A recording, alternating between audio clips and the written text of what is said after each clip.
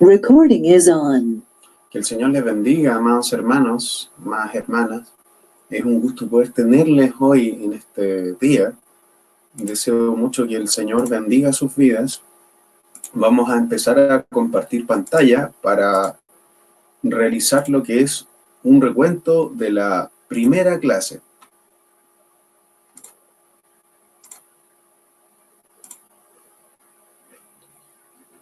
Habíamos estado hablando acerca de cómo poder llegar a ser un discípulo. Aquí hay un cuadro bastante hermoso en donde nosotros podemos ver la mañana acerca de lo que es la resurrección de nuestro Señor Jesucristo. Podemos ver las expresiones del rostro de este joven que está acá, la primera imagen que acabamos de ver, que es del apóstol Juan. La segunda imagen es del apóstol Pedro. Si ustedes pueden captar lo que es la expresión de su rostro, sus ojos, su boca abierta, podemos percibir que hay bastante sorpresa al ver lo que hay en sus ojos. Recordemos que nuestra meta es poder llegar a ser un buen discípulo de Jesucristo. Eso siempre debemos tenerlo presente, al igual que al terminar este curso, nosotros podamos discipular e invitar a otros a los caminos de nuestro Señor. Habíamos hecho una introducción en donde explicábamos qué íbamos a ver en este tiempo de discipulado. Una artista cristiana pintó varias pinturas que glorifican a Cristo en algunas murallas de Jerusalén. Estas murallas son plasmadas, hechas a mano directamente, y esto es una forma de poder expresar pensamientos, creencias espirituales, deseos. Es una expresión humana, algo que como cristianos sí tenemos esos talentos, que si nosotros tenemos esos talentos debemos desarrollarlos para glorificar a Jesucristo. Por lo tanto, se puede decir de que podemos utilizar nuestros talentos para glorificar a Dios. La evangelización de las almas no solamente es cosa de palabras, sino que puede ser danza, puede ser arte. Y en el arte vimos las pinturas, vimos la expresión de Pedro y de Juan, caminos a la resurrección. Vimos la expresión de la mujer que pinta, vimos la expresión que es plasmada en esta muralla, donde se ve directamente la aparición de nuestro Señor Jesucristo a sus apóstoles. ¡Qué precioso! Pero también tenemos en la música, hay bastante creaciones hechas por Sebastian Bach. Él era protestante como usted y como yo. El arte también puede ser el área de la música, de la danza. Aquí tenemos también una imagen de cómo era percibido nuestro Señor Jesucristo hace bastantes años atrás. Vemos que es un hombre rubio de ojos claros, vemos que tiene las marcas en sus manos, y esto era como se veía en cuadros antiguamente a nuestro Señor Jesucristo, pero lo vemos impávido, no lo vemos muy alegre, no lo vemos sin ninguna expresión en el rostro. Pero es Rembrandt quien hasta el siglo XVI puede ver dentro una representación de Cristo, porque vemos que en la antigüedad tanto las esculturas, tanto el arte de aquella época, estaba como influido mucho por la Grecia clásica. Por lo tanto, las escenas que presentaban a Jesucristo se ve como de carácter heroico o de un profundo sufrimiento.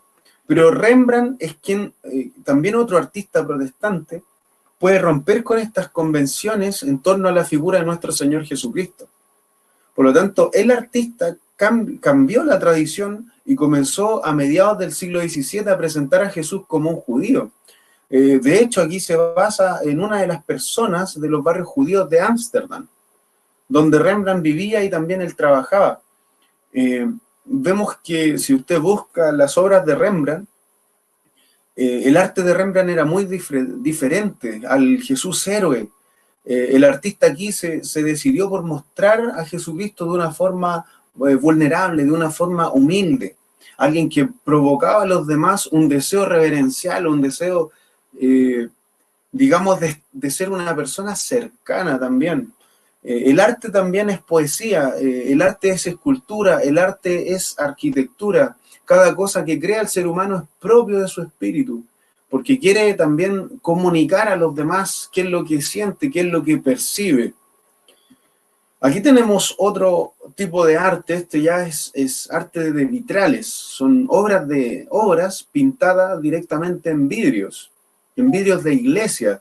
Aquí vemos una parte en donde vemos al apóstol Pedro, el apóstol Pedro sacando su espada para herir al siervo del sumo sacerdote. Marcos capítulo 14, verso 47, dice, pero uno de los que estaban allí, sacando la espada, hirió al siervo del sumo sacerdote, cortándole la oreja. Marcos capítulo 14, verso 47.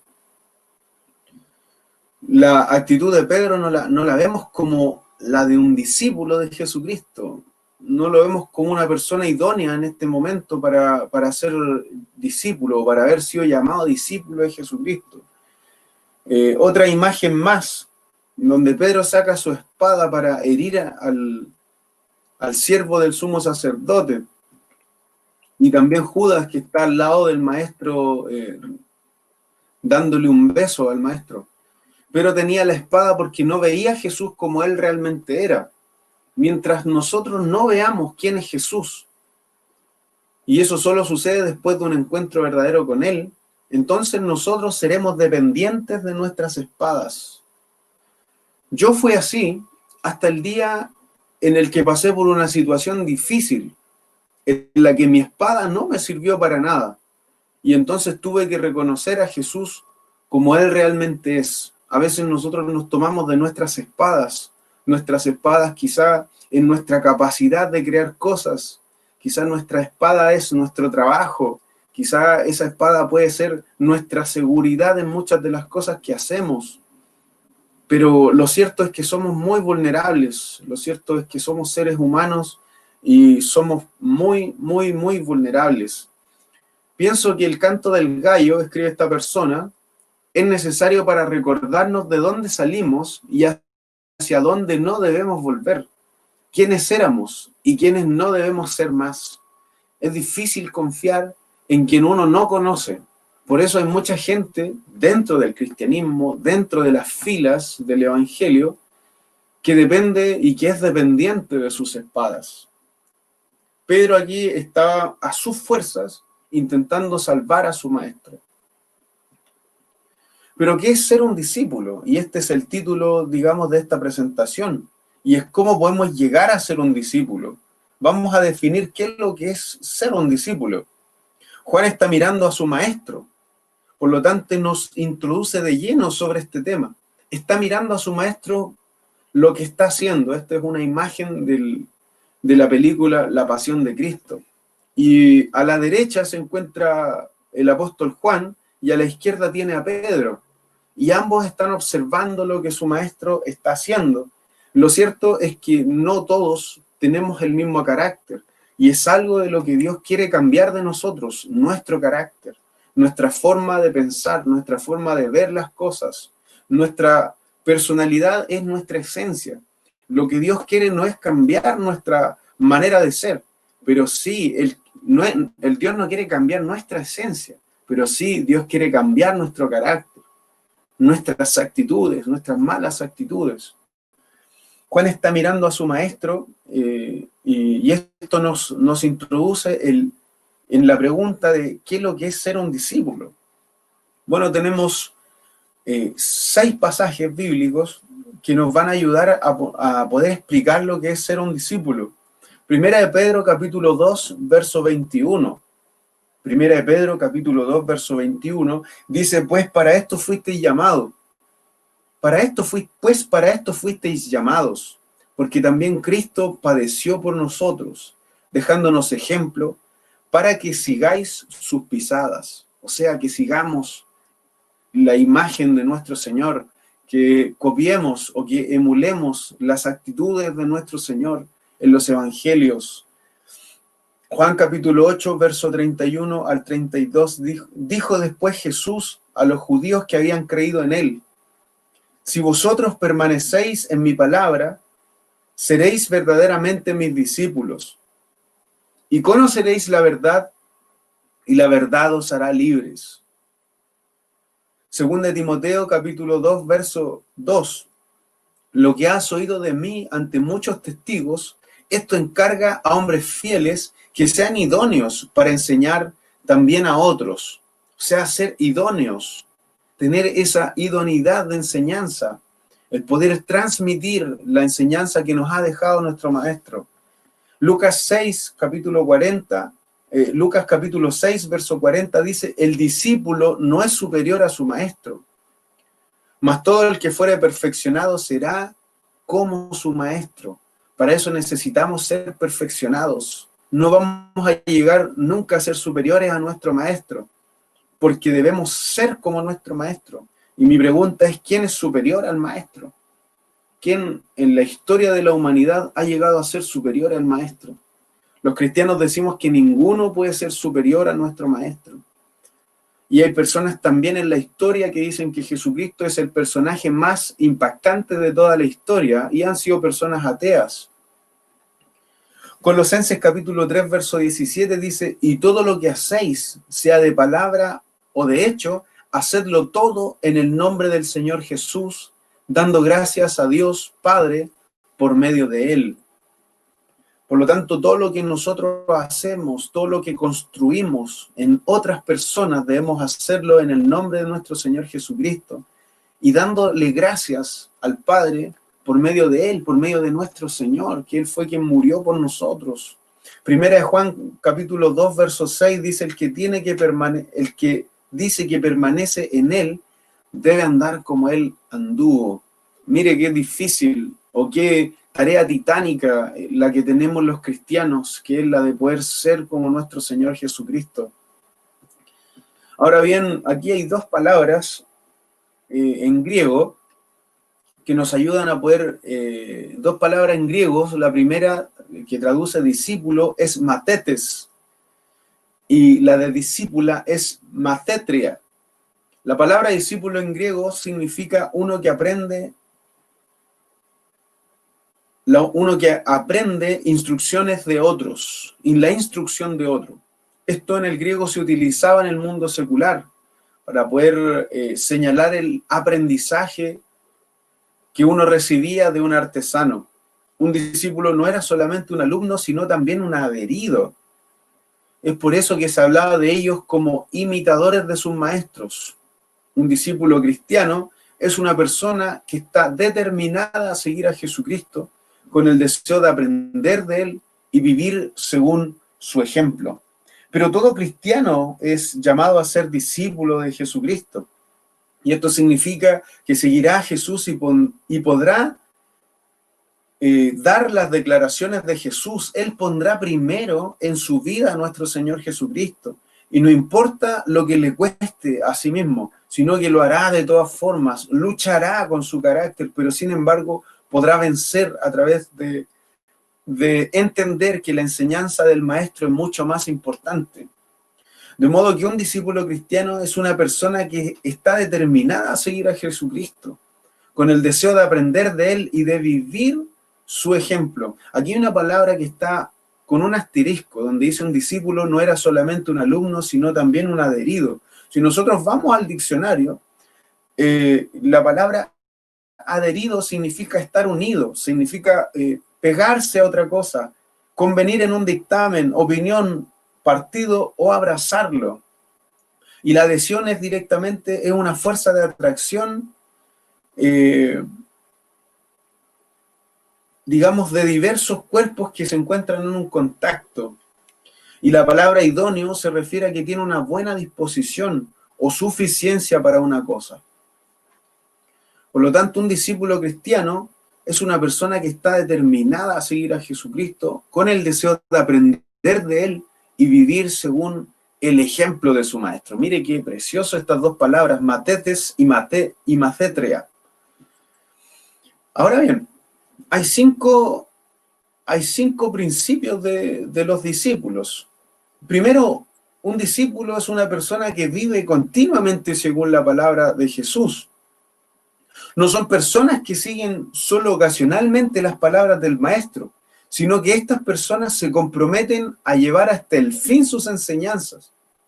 Pero no es de cualquier forma, sino de una manera disciplinada, de una manera confiada. Jesús es nuestro maestro y nos hablará palabras vivas duramente a través del Espíritu Santo, para que nosotros vayamos cambiando, vayamos perfeccionándonos. Lo que necesitamos hacer nosotros es vivir nuestra vida diaria, en nuestra vida diaria, los mandamientos, enseñanzas y ejemplos que Jesucristo nos ha dado a nosotros. Por lo tanto, el pensamiento principal detrás de este discipulado no es uno de inspiración, sino de instrucción. Es de que nos instruyamos, tanto aquel que dicta como aquel que también recibe esta enseñanza, porque todos tenemos cosas que cambiar, todos tenemos cosas que modificar. Y es aquí donde nosotros debemos poner en práctica lo que nos ha sido revelado. Cuando nosotros vamos a la palabra de Dios, vemos que los fundamentos de la obediencia a la palabra de Dios son la base de nuestro discipulado. Como Él hace el llamamiento a sus discípulos, le habla a Mateo y le dice, Mateo, ven y sígueme. Y Él al instante dejó todo. Él no dudó en hacer lo que su maestro le pedía. Quiso seguirlo. Quizá había escuchado, y lo más seguro es que había escuchado acerca de Jesús y quería seguirlo, y es ahí donde él recibe el llamado. Entonces, si nosotros no escogimos este discipulado de manera seria, estaremos a merced de toda noción o sentimiento subjetivo que venga. Por lo tanto, vamos a utilizar nuestra voluntad para poder esforzarnos en seguir a nuestro maestro. En el punto 2 dice que un discípulo es una persona que confía su vida completamente a su Señor. Y esta confianza debería ser total. Esta confianza no es solo un compromiso con cualquiera, sino con un maestro amoroso que no tiene interés en sí mismo, sino que se preocupa por nuestro bienestar, por el crecimiento total en Dios, para que nosotros crezcamos totalmente delante de nuestro Dios. Es Jesús quien nos ayuda y quien tiene el derecho de exigir este cometido, porque Cristo, cuando decimos cometido, porque Cristo entregó su vida por nosotros. Jesús está totalmente comprometido con nosotros y Él quiere que este compromiso sea nuestra respuesta, o sea, que nosotros respondamos a ese compromiso de forma positiva. Jesús está totalmente comprometido con nosotros, Él ya se entregó por nosotros y quiere ese mismo compromiso de nosotros como respuesta. Mire qué hermoso. Jesucristo quiere que confiemos en Él a cada paso. Jesucristo quiere que nosotros dejemos que Él lleve nuestras vidas y que Él moldee también nuestras vidas conforme a su voluntad. Qué precioso. El punto 3 dice que un discípulo es uno que vive una relación fructífera con Jesús. Ya el discipulado no es cualquier cosa. El discípulo no es cualquier cosa. Un discípulo es uno que vive una relación fructífera con Dios. Nuestra unión con Cristo hará posible una vida a través de que otros también puedan ser salvos. Una vida que a través de la cual otros puedan salvarse. Cuando un árbol está tan lleno de savia que ya no puede aguantar, el resultado es el fruto. El resultado es la fruta que nosotros podemos comer, que nosotros podemos disfrutar. Cuando un cristiano está lleno de Cristo, otros lo ven y oyen sobre él, y su ejemplo llevará entonces a que otros puedan renacer, puedan tener un nacimiento espiritual en el reino de Dios. Y así los nuevos creyentes son uno de los frutos del discipulado. Eso es.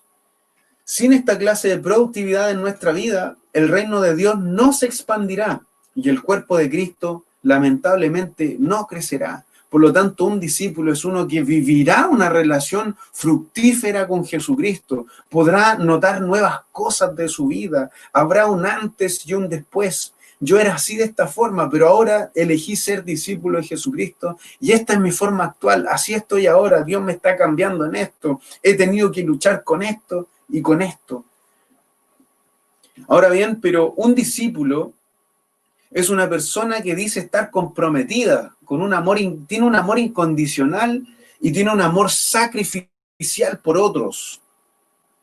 Si nosotros vamos a Lucas capítulo 13, verso 34 al 35, vemos que este no es ningún amor humano ordinario, sino un amor de Dios demostrado hacia nosotros, un amor que se entrega por nosotros sin querer recibir nada a cambio, es un amor desinteresado, es un amor que no busca ganancias para estimular sus acciones, sino que es un amor perfecto, un amor puro, como decía C.S. Lewis, ese amor de entregar desinteresadamente.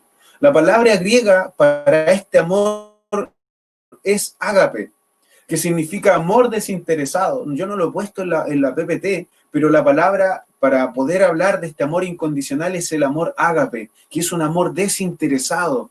Es un amor donde Dios y los demás son importantes para nosotros, más que nuestros propios deseos egoístas. Hoy hay gente que hace cosas para recibir cosas a cambio. Hay gente que predica para recibir algo a cambio. Pero el amor incondicional da sin querer recibir. El amor incondicional es un amor sacrificial por otros. Es un amor que no necesita de nada más que de lo que Él está haciendo, porque lo que Él está haciendo tiene mucha relevancia. Es un amor que es vivo continuamente. Es un amor que desea que otros confíen en el amor que está entregando. Es un amor que sabe que es perfecto y que como consecuencia tendrá una relación fructífera. Por lo tanto, en el punto 4, y creo que es uno de los puntos principales, que un discípulo da un amor ágape, un amor que está comprometido y que de forma incondicional lo entrega, sin importar de que sea ninguneado, sin importar de que la otra persona no desee recibirlo, lo entrega de todas formas y él se alegra en hacerlo. Un discípulo, amados hermanos, en este punto 5, un discípulo es uno que está dedicado al cumplimiento de la comisión de Jesucristo. Un discípulo es alguien que desea cumplir la gran comisión que dice Mateo capítulo 28, verso 18. Id y haced discípulos, vayan, entreguen lo que yo les he enseñado. Lo que yo les he enseñado es algo sumamente importante, es algo trascendente, por lo tanto vayan. Si el discipulado que tú estás practicando, si el discipulado que tú estás recibiendo, tú sientes que esto es importante, vas a querer traer a más personas dentro de las plantas dentro de las filas de nuestro Señor, y vas a llevar a esas personas a la planta de un maestro, de este maestro poderoso, de este maestro hermoso que nos da a nosotros vida nueva. Entonces la meta de nuestro discipulado tiene que ser el de ganar a otros discípulos. No solo personas convertidas, sino discipular a otras personas. Los convertidos pueden cambiar sus mentes, pero los discípulos siguen a su maestro. Por lo tanto, tienen mayor trascendencia. Aquí yo he escrito los privilegios con P mayúscula, los privilegios de aquel que es discípulo. Este discípulo tiene un privilegio y es que es llamado y escogido por Dios. Miren qué precioso. Efesios capítulo 1, verso 4 al 5. Jesús va a ser el Salvador. Jesús es su Salvador. Murió en la cruz para que sus pecados pudieran ser perdonados, haciéndole aceptable a Dios. Romanos capítulo 5, verso 8, este es otro de los privilegios de aquel que recibe este discipulado, aquel que decide ser discípulo de nuestro Señor. Dios es su Padre y con él que tiene una relación personal, por lo tanto es un hijo de Dios y es del reino de Dios. Nos enseña Gálatas capítulo 4, versos 6 al 7. Él tiene una vida eterna, una vida nueva que es eterna, que trascenderá después de esta muerte. y el Espíritu Santo vive en él, dándole poder para testificar de su vida nueva con Cristo. Capítulo 1, verso 8. El testimonio de Pablo, el testimonio de los apóstoles, se ve que es bastante importante que nosotros podamos entenderlo, porque uno se convierte desde un perseguidor, de ser un perseguidor, a ser una persona que busca al Señor. Vemos que Pedro, después de haber sido una persona cobarde, que había entregado digamos que él había negado a Jesucristo en bastantes oportunidades, después se le ve predicando, se le ve hablando abiertamente acerca de Cristo. Tenía que él haberlo visto en vida. Él lo vio con vida después de que Jesucristo murió. También tiene paz con Dios. Por lo tanto, el Espíritu Santo vive en nosotros. Nos da poder para poder testificar de nuestra vida en Cristo, de una nueva vida. Y también nos ayuda y nos da el atributo de tener paz con Dios. Ya no estaremos en rebelión con Dios, contra Dios. Otro de los privilegios es que nada podrá separarnos del amor de Dios. Un discípulo, amados hermanos, necesita tomar una decisión firme y hacer lo que haría Jesús en nuestra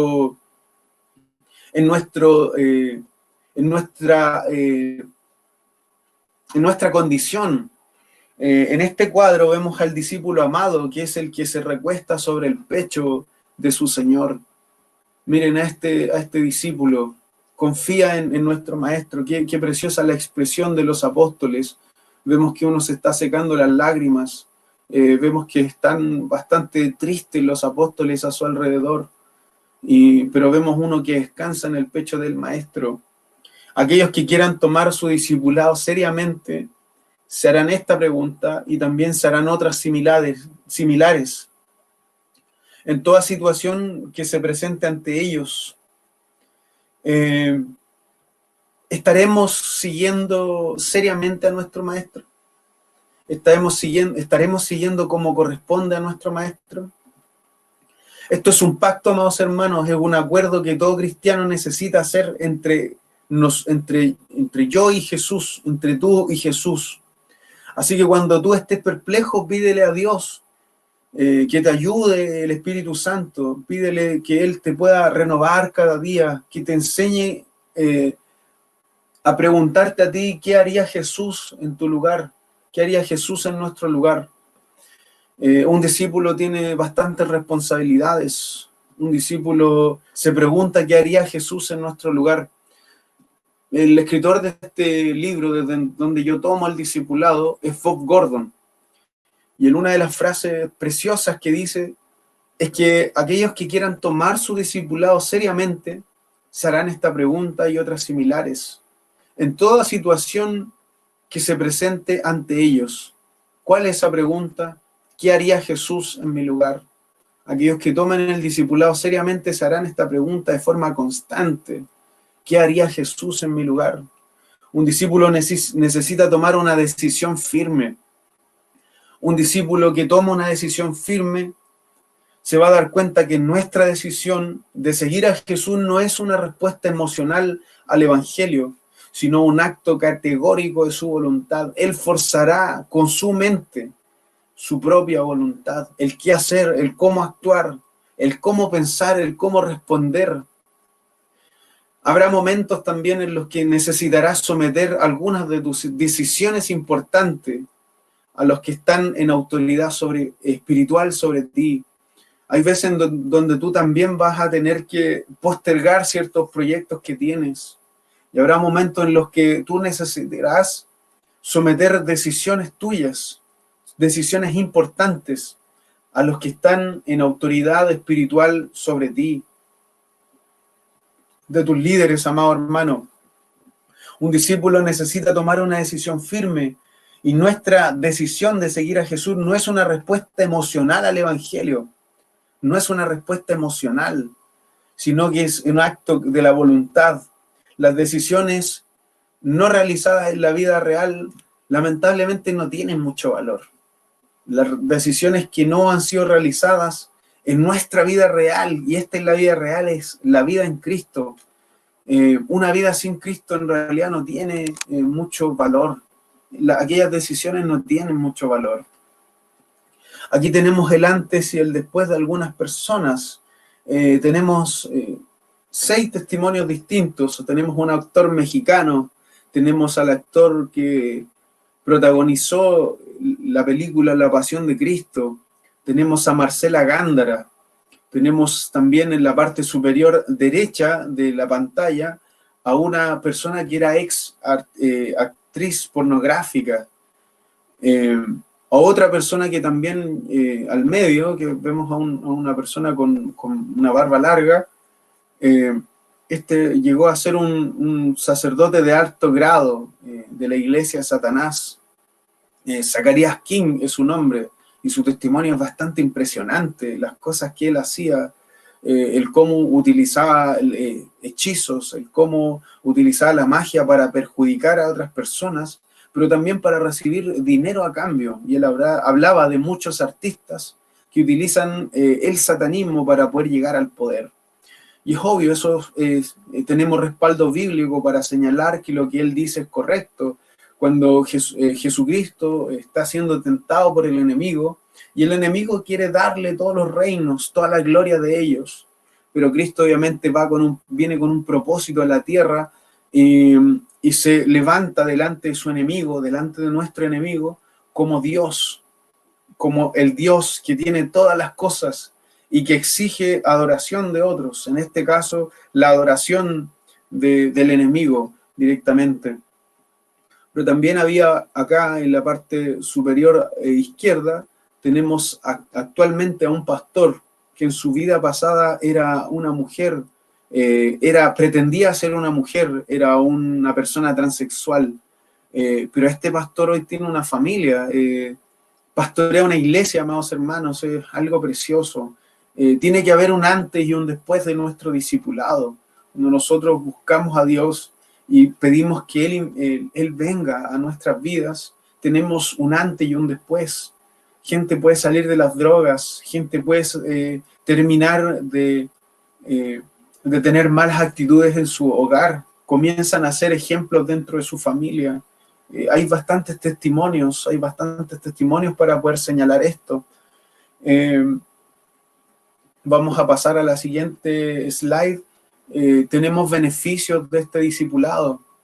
Habrá cambios para tu bien, para bien en tu actitud hacia la gente, tu actitud hacia el dinero, tu actitud hacia los negocios, hacia la responsabilidad social. Tú experimentarás la refinación o purificación de tu vida, para que muchos pensamientos que tú tienes y también actitudes, acciones negativas que sean inconsecuentes con la vida de Jesús, estos sean quitados de tu vida. Jesús no actuaría en la incredulidad. Por lo tanto, si tú aceptas este discipulado y tú comienzas a aceptarlo, a empezar a aplicarlo, vas a tener el deseo de poder actuar como Jesucristo. Te dará la fe para poder hacerlo. Jesús no te va a dejar solo, Jesús te va a ayudar a través de la fe. Y que cuando sea necesario puedas confesar tus dudas y pedir su perdón y la fe de Cristo. Así que no deberías actuar en incredulidad, deberías tener la fe de que tú vas a tener beneficios de este cambio. O sea, no es algo en donde Jesús te exige solamente, sino que Jesús sabe que tú vas a ir mejorando en tus cosas y que cosas hermosas van a acontecer en tu vida también. Pero este camino no es un camino fácil. El Evangelio en ningún momento dice que es un camino fácil. Todo lo contrario, es algo complicado. Cuando tú eliges ser como Cristo, es una tarea titánica, es una tarea de muchas luchas que tú vas a tener con tu carácter. Vas a tener quizá la negación de otras personas, gente te va a rechazar, pero sobre todo el amor gobernará tus acciones, el amor comenzará a gobernar tus palabras y tus propias actitudes. Entonces te vas a volver más dispuesto a perdonar a las personas. Vas a tener mayor compasión por aquellas personas necesitadas y te preocuparás también por aquellos que están perdidos. Vas a tener misericordia por los demás. Algunos de otros beneficios es que de manera preciosa es que Cristo quiere que tú heredes el reino, este reino precioso que Él tiene para nosotros. Heredamos todo lo que Cristo hereda de Dios. Nosotros decimos, no somos merecedores de tanto amor que Él ha dado para nosotros, pero Él quiere hacerlo, Él se goza en hacerlo. Se realizarán cambios en algunos de tus hábitos. Estos cambios que tú tienes y que tú experimentas diariamente cuando vives una vida nueva. Dejas hábitos viejos porque el Señor quiere ver esos cambios en ti. Por lo tanto, tú vas a dejar cosas pasadas, cosas que hacías antes, ya las vas a dejar de hacer. Por lo tanto, si tú tomas tu discipulado en serio, estarás buscando primero el reino de Dios y su justicia. Por lo tanto, y por ende, las demás cosas vendrán por añadidura. No comenzarás buscando las añadiduras, como muchas personas lo hacen. Robert Kiyosaki escribía hace bastantes años atrás un libro que a nosotros, cuando estábamos estudiando, nos hacían leer obligadamente. Este libro se llama Padre Rico, Padre Pobre,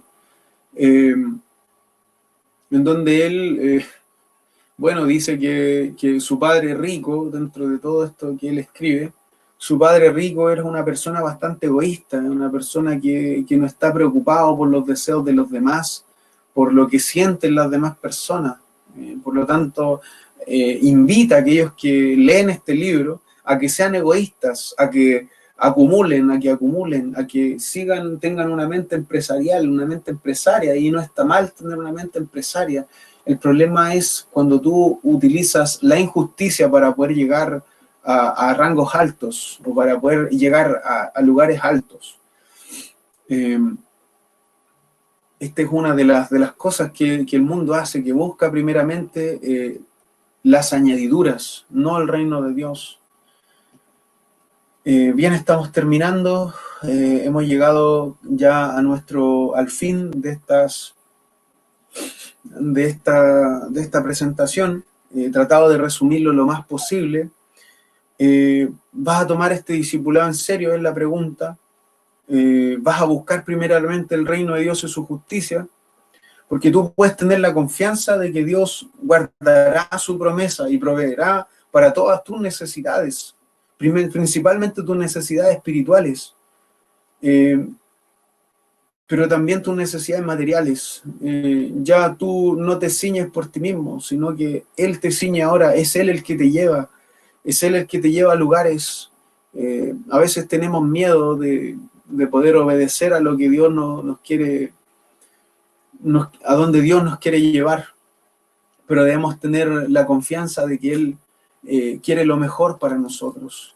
Espero haber sido lo más claro posible, espero haber sido lo más claro posible, lo más cercano. Y bien, amados, estas son las preguntas y puntos de meditación de la primera clase. Son 7 preguntas solamente, preguntas que usted debe anotar en su diario espiritual, que es su cuaderno de anotaciones, y usted irá respondiendo a estas 7 preguntas. La pregunta 1, por ejemplo, es: ¿deberíamos vivir como nosotros queremos o como Dios quiere en cada situación? Tenemos como respaldo 2 Corintios capítulo 5, verso 15.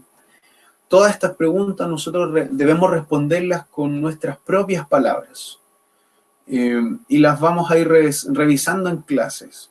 Si usted tiene alguna consulta, por favor hágamela llegar, hágamela saber a través del WhatsApp que usted tiene mi número de teléfono, me puede también enviar mensajes. Estas preguntas nos van a servir para meditar, para poder saber qué clase, por ejemplo, qué clase de cosas hará cualquiera que tiene fe en Jesús. ¿Qué haremos si elegimos tener fe en Jesús?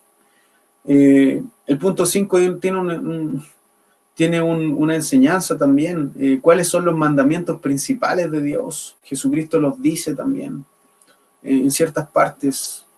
no tan solamente en Mateo, él en bastantes momentos está declarándole a sus discípulos cuáles son los mandamientos que él quiere que nosotros obedezcamos. Así que meditemos a través de estas preguntas. Que el Señor les bendiga mucho. Vamos a hacer un resumen entonces de lo que hemos visto. Y es que necesitamos estar totalmente comprometidos con Jesús, haciéndole nuestro Señor. Esto significa que no le diremos no cuando le pidamos, cuando Él nos pida a nosotros que hagamos algo por Él. No le diremos no a nuestro Maestro. Todo discípulo de Jesús debería hacerse esta pregunta, ¿qué haría Jesús en esta situación? ¿Qué haría Jesús en mi lugar? ¿Qué haría Jesús si está pasando por esta situación? ¿Qué haríamos? ¿Qué deberíamos hacer? Y es lo que haría Cristo. Para eso necesitamos conocerlo. Necesitamos vivir continuamente en la palabra de Dios como discípulos suyos, para que le conozcamos mejor. Y luego tendremos mayor habilidad para saber lo que haría Jesús en cada situación. También necesitamos ver a Dios como nuestro Maestro amoroso, que quiere solo nuestro bien. No elegimos un maestro que nos va a llevar por malos pasos. No elegiremos un amigo que nos invitará a hacer cosas que no están correctas, sino que este maestro es perfecto, por sobre todo es perfecto, es amoroso y quiere solamente el bien de nuestras vidas. Como resumen también tomamos el que necesitamos amar y servir a Dios primeramente, en punto número 5. Necesitamos amar a Dios primeramente, a los demás en segundo lugar y por último a nosotros mismos. O sea, es una escala de acciones. La escala de amar y servir a Dios primeramente se encuentra en la parte superior. Luego al medio es que amemos a los demás. En segundo lugar, podríamos decir que es otra de las prioridades. Y que por último nos pongamos a nosotros mismos. Y que utilicemos esta sabiduría para regirnos. Tenemos a Mateo 22, capítulo 22, verso 37 al 39.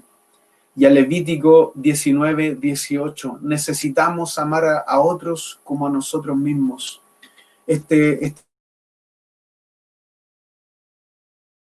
Como he dicho anteriormente, espero haber sido lo más claro posible. Espero que tú, hermana y hermano, puedas sentir el llegar a ser un nuevo discípulo de Jesucristo. Nuestra meta es poder llegar a ser un buen discípulo de Jesucristo. Nuestra meta no es más ni menos que ser como Él. Debemos ser como Él. Es algo difícil, pero es para valientes. Es para valientes. Así que Dios te bendiga, que el Señor te guarde y espero haber sido lo más claro y lo más conciso y certero posible. Dios te guarde, amado.